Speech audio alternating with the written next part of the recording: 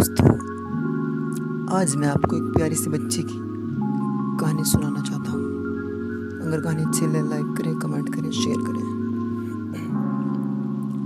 एक बार एक छोटी सी बच्ची के हाथ में मिट्टी की गुल्लक के लिए भागती हुई एक दवाई की दुकान पर गई। वह काफ़ी देर तक वहाँ पर खड़ी रही, लेकिन दुकानदार का ध्यान उस पर नहीं गया क्योंकि वहाँ पर काफ़ी भीड़ थी। उसने कई बार फ़ोन पर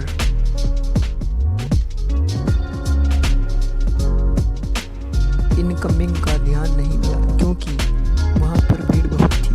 फिर इस बच्ची को गुस्सा आया और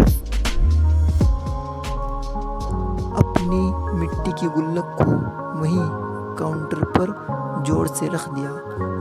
इसके उत्पाद और वहाँ पर खड़े सभी लोग उसे बच्चे की तरफ देखने लगे। नर्स ने उससे बच्ची से पूछा, बेटे को क्या चाहिए? तो वह बड़े ही भोलेपन से बोली, मुझे एक चमत्कार चाहिए। यह सुनकर दुकानदार को समझ में नहीं आया और ना ही वहाँ पर खड़े लोगों को कुछ समझ में आया। सभी को अपनी तरफ देखने लगे।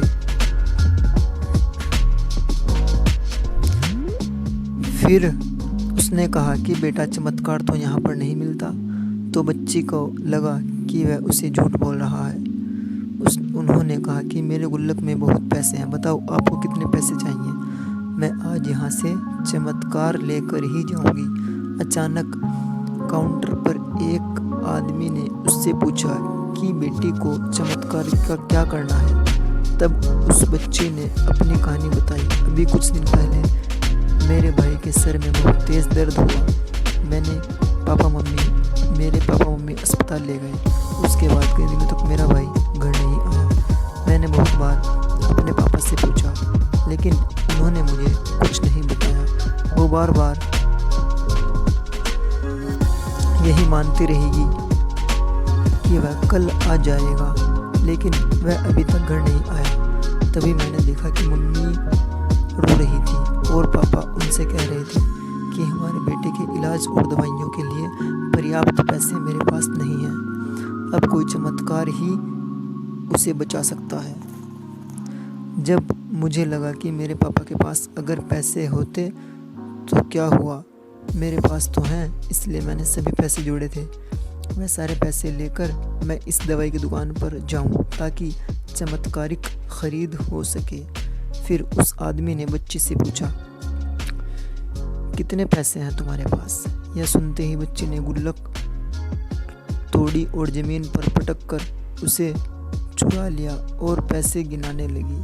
वहाँ पर सभी लोग उसे देख रहे थे। थोड़ी देर बाद उसने सारे पैसे दिखाए और बोली, मेरे पास पूरे 19 हैं।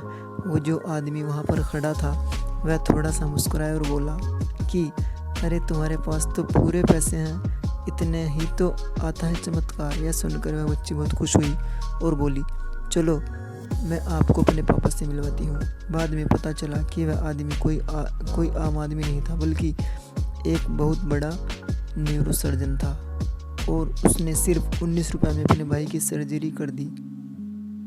उसका भाई कुछ दिन बाद ठीक होकर घर वापस आ गया। फिर कुछ दिन बाद वह बच्ची